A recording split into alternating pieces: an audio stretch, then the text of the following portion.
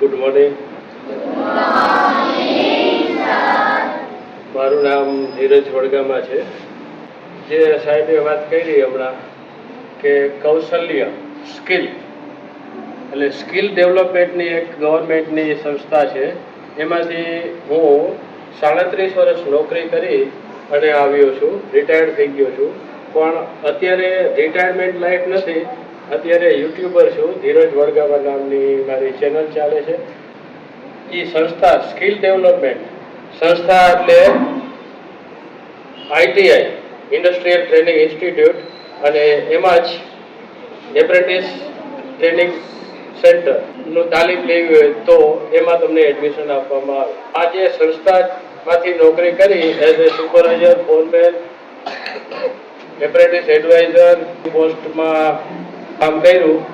હવે મારી એક સલાહ છે કે તમે તો હજી નાના છો, પહેલા 3 થી 9 ધોરણ સુધી તમારે અભ્યાસ કરવાનો છે. એટલે સોશિયલ મિડિયા, યુટ્યુબ, ફેસબુક, એના ઉપર તમે મોબાઈલની વાપરવાની ટેવ ન પાડવી. ફાધર મધર પાસેથી તમારે એની જીદ નહીં લેવાની, એમાં ટાઈમ વેસ્ટ નહીં કરવાનો. પછી ચેનલ ધીરજ વડગામાની હોય કે કોઈ પણની હોય, અત્યારે સાચો સમય તમારો છે ભણવાનો, અભ્યાસ કરવાનો. અને તમે જે અભ્યાસ કરશો તો જ તમને આઈટીઆઈ, એપ્રેન્ટિસશીપ, ડિપ્લોમા, ડિગ્રી, ડોક્ટરી કોઈ પણમાં તમારે પર્સન્ટેજ મેરિટ ઉપર એડમિશન આપવામાં આવે છે.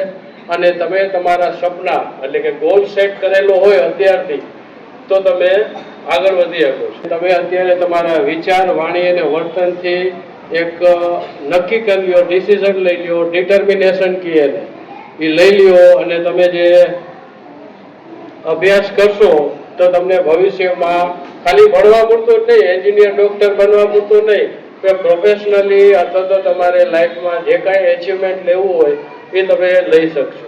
બીજી વસ્તુ કે હું પોતે મિકેનિકલ એન્જિનિયર છું અને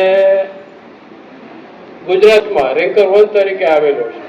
આ એટલા માટે કહું છું કે ભણવા માટે મેં ત્યારે ભણતો ત્યારે હું 2 જ વસ્તુ, ઘર અને કોલેજ, 2 જ નક્કી કરી દીધી. બાકી ત્યારે કાંઈ સોશિયલ મીડિયા કે મોબાઈલ એવું કાંઈ એપ્લિકેશન હતા નહીં.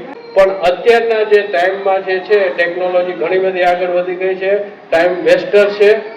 કોમ્પ્યુટરની સ્કિલ માટે તમારે ભણવું હોય, એમાં આગળ વધવું હોય તો તમે આગળ માસ્ટરી લેવાય એવો અભ્યાસ કરો. તો અત્યારના અભ્યાસ તમારે 1 થી 10 સુધી કે 12 સુધી તમારે એકદમ ફોકસ કરીને, માઇન્ડ ફોકસ, વિચાર શક્તિ ઉપર જ આખું બધું ચાલુ. વિચાર શક્તિ એટલે કે થોટ્સ પાવર, તમારા જે થોટ્સ તમે પોતે ઉત્પન્ન કરશો ને એ જ જનરેટ થશે અને એ પ્રમાણે વાણી થશે. વાણી એટલે સ્પીચ, અને એ પ્રમાણે તમારું વર્તન થશે. જોશી સાહેબે, મહેન્દ્રભાઈ જોશીએ મને ઇન્વિટેશન આપ્યું એટલે હું આવેલો છું. આભાર. Thank you.